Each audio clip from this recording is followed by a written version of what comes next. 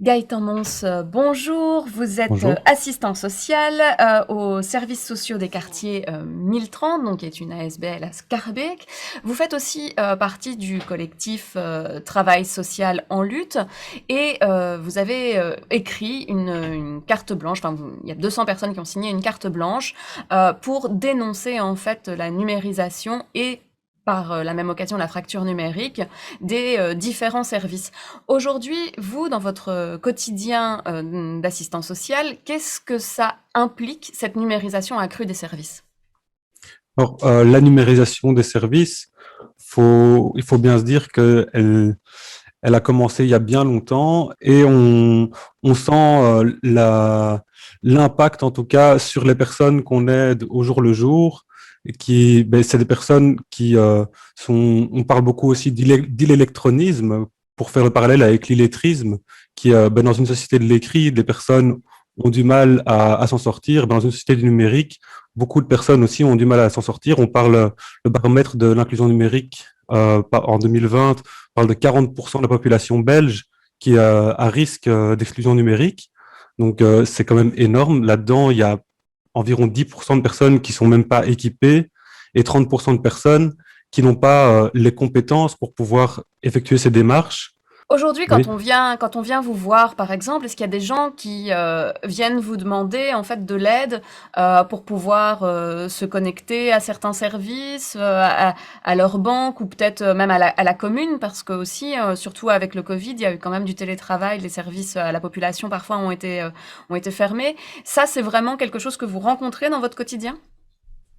Exactement, c'est quelque chose qu'on rencontre tous les jours avec des personnes qui doivent effectuer des démarches, qui vont physiquement là où ils avaient l'habitude d'aller pour être aidés et qui après sont pris de court parce qu'en fait, on leur dit, ben non, il y a quelqu'un quand même physiquement qui est là pour leur dire, non, vous devez faire ça en ligne. Alors, ces personnes, pour celles qui savent, viennent dans les services sociaux. Il y a des personnes qui essaient de s'en sortir tant bien que mal et qui viennent chez nous avec une demande de devoir faire ça en ligne. Et donc, du coup, vous avez l'impression parfois que vous faites un travail qui ne devrait pas être le vôtre, ou vous passez des rendez-vous à simplement essayer de se connecter à un service numérique plutôt que de faire votre travail Exactement. habituel de sensibilisation ou Exactement. d'aide. Nous, c'est aussi un travail de sensibilisation et d'autonomisation des personnes, de pouvoir leur donner les compétences pour pouvoir s'en sortir, faire valoir leurs droits. Et on n'a plus le temps car ces services qui étaient avant accessibles pour que les personnes fassent valoir leurs droits ne le sont plus. On, on est substitué à ces services-là et on n'a plus le temps de remplir nos missions principales qui sont vraiment des missions de contact, d'accompagnement avec les personnes. On n'a plus le temps. Alors quand on reçoit une personne, par exemple, pour une bourse d'études, pour une demande de bourse d'études, eh bien, on doit le faire souvent à leur place pour que ça aille plus vite, pour qu'on puisse gérer plus de demandes. Un petit exemple, ici, dans notre service, c'est plus de 250 entretiens avec des personnes au sujet des bourses d'études. Seulement pour les bourses d'études, hein. Je ne parle pas de tout ce qui est de la commune, des CPAS, tout ça. Et ces services qui ferment leur permanence physique, et voilà, c'est des raisons de coût et tout ça, ça les arrange bien, en quelque sorte, de pouvoir de passer au tout numérique. C'est moins de coûts pour eux, mais cette transition n'est pas pensée au niveau pour que les services sociaux ne soient pas surchargés par toutes ces demandes et détournés de leur mission principale. Vous avez un peu l'impression finalement d'être le help desk de ces instituts. Oui, voilà. Mais les helpdesk, on les appelle aussi, du coup, et c'est pas toujours facile, parce que même les travailleurs sociaux des services sont pas toujours outillés. Et chaque année, de nouveau pour les bourses d'études, je reprends cet exemple parce il est fort On est en d'actualité. plein dedans, oui. On est en plein dedans. Il reste 3 jours pour introduire les demandes. Je crois même que c'est parfois déjà trop tard parce que il faut les documents, tout ça.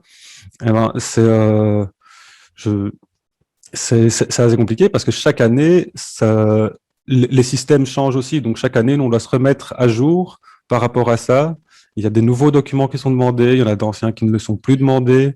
les gens ne comprennent pas, ils se disent, oh, j'ai tous les documents, et en fait, non, ils ne les ont pas. Et c'est, voilà, quand on parle de 250 entretiens, c'est parfois, pour certaines personnes, il faut plusieurs entretiens aussi. On travaille sur le côté, on les recontacte. Donc ça, c'est, moi, je dis 250, mais je crois on peut gonfler ces chiffres à 300, voire 350, parce que tout ce qui, parfois, n'est pas noté, qui est fait entre deux rendez-vous, c'est impressionnant. Oui. Aujourd'hui, on sait, hein, cette numérisation, elle va certainement se poursuivre. Qu'est-ce que vous demandez, vous, dans votre collectif? Nous, on aimerait bien qu'il y ait une obligation pour toute une série de services publics ou privés et ces services qui impactent l'accès aux droits, qui maintiennent une présence physique accessible pour tous les citoyens et une présence physique et humaine, hein, bien sûr, parce que voilà, il y a aussi parfois des e-guichets qui sont parfois dysfonctionnants ou si les personnes ne savent pas faire une démarche en ligne avec un e-guichet, c'est compliqué avec une machine qui est dans les bureaux et avec des personnes qui soient compétentes et correctement payées pour pouvoir prendre en compte cela et aussi un financement correct du secteur associatif qui pallie à tous ces manquements et qui a très peu été aidé, qui a dû rester ouvert, alors que d'autres services n'étaient pas ouverts, qui étaient aussi, je crois, des services de première nécessité. Je pense aux syndicats, qui sont quand même les premières lignes pour que les personnes reçoivent leur chômage. On a eu énormément de personnes qui n'arrivaient plus à contacter le syndicat. Les syndicats qui étaient surchargés. Oui, il y a eu plein de demandes de chômage temporaire et qui avaient énormément de demandes. Et il fallait un mois et demi pour une réponse à un mail. Après un mois et demi, on avait su trouver une solution bis ou quoi avec des contacts particuliers que les gens n'ont pas. Voilà. Gaëtan Mons, je rappelle que vous êtes assistant social et membre de Travail social en lutte. Merci pour cet entretien.